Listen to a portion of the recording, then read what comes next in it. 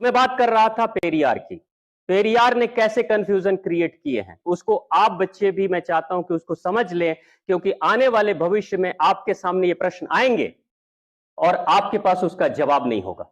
और जब जवाब नहीं होगा तो आप कंफ्यूज हो जाओगे, और जो इंसान कंफ्यूज हो जाता है उसको किसी भी गलत रास्ते में इस्तेमाल किया जा सकता है बहुत आसानी से। तो पेरियार के प्रश्न हैं 15 प्रश्न।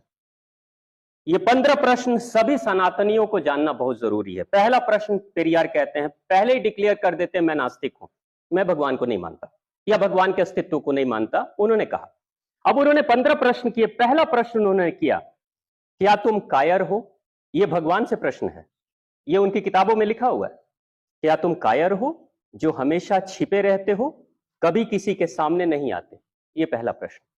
बात तो सही है, हमारे सामने कभी भगवान आए? हम चाहे कितनी भी पूजा कर लें, आज तक आपने देखा है भगवान को सामने आकर खड़े हो गए? नहीं। तो ये बात तो सही लग रही है, लेकिन पेरियार को एक बात समझने की जरूरत है कि भगवान का जो कॉन्सेप्ट क्या है। आप अगर पश्चिम बंगाल क्षेत्र में जाओगे तो वहां सबसे ज्यादा किसकी पूजा होती है? दुर्गा माता की होती है ना। किसी बंगाली से आप पूछोगे, आप में से कोई पश्चिम बंगाल से हैं? नहीं है, कोई बात नहीं। जब आप पूछोगे तो ज्यादातर मैंने पूछा है लोगों से कि आप किसकी पूजा करते हो, तो वो कहते हैं हम शक्ति पूजा करते हैं। दुर्गा माता नहीं बोलते, शक्ति की पूजा करते हैं। आप एक बात बताइए, शक्ति कोई दिखा सकता है? आपके अंदर शक्ति है, सबके अंदर शक्ति है। शक्ति नहीं होती तो यहां चल के नहीं आते, शक्ति नहीं होती तो कान सुन नहीं पाते, दिमाग सोच नहीं पाता, मन विचार नहीं कर पाता। इसी शक्ति से तो हम सब कुछ कर रहे हैं। आपके अंदर प्रेम है, नफरत है, क्रोध है, ईर्ष्या है, लालच है, कामना है। क्या आपने देखा है इसको? कोई आकार है इसका? यह निराकार है। जब यह निराकार है तो पेरियार कह रहे हैं तुम छिपे क्यों रहते हो, सामने क्यों नहीं आते? वो कहां छिपा है? वो हमारे अंदर है सॉफ्टवेयर बनकर। सॉफ्टवेयर को देखा नहीं जा सकता, लेकिन सॉफ्टवेयर से काम कराया जा सकता है। जैसे मोबाइल का वजन है, इसका कुछ वजन है, इसका कोई आकार है, इसको मैं छू सकता हूं, इसको आपको दिखा सकता हूं, लेकिन इसके अंदर के सॉफ्टवेयर के कारण ये मोबाइल चलता है। लेकिन वो सॉफ्टवेयर का ना वजन है, ना कोई आकार है, ना मैं आपको छूने के लिए कह सकता हूं, ना आप उसको छू सकते हो। लेकिन क्या सॉफ्टवेयर के बिना मोबाइल चलेगा? नहीं ना। यानी भगवान कौन है?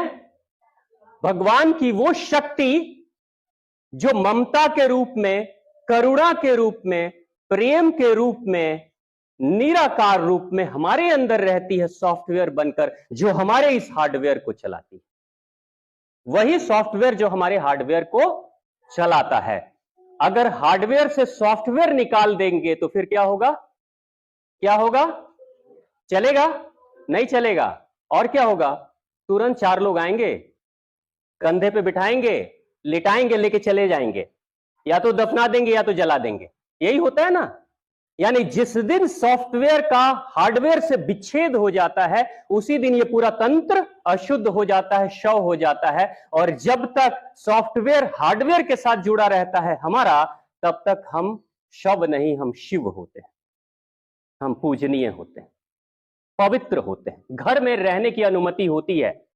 और जिस दिन ये सॉफ्टवेयर हमसे जुदा हो जाता है, उस दिन हमारे ही बने घर से हमको ही बाहर निकाल दिया जाता है। एक दिन भी आपके बच्चे आपको घर में नहीं रखेंगे। अगर शाम को बाबूजी गुजर गए, दूसरे दिन संस्कार करना है तो बाबूजी की जगह बाहर ही है, चौखट से बाहर, आंगन में, घर के नहीं, कमरे के अंदर प्रवेश नहीं कर सकते। ये है सॉफ्टवेयर। तो पेरियार कहते हैं तुम छिपे क्यों रहते हो? आप समझ गए? वो छिपा नहीं है, वो अदृश्य है, वो निराकार है, लेकिन है। भूख है, भूख है, देख सकते हो, लेकिन भोजन देख सकते हो। भूख होगी तो भोजन आएगा। भोजन साकार है, लेकिन भूख निराकार है।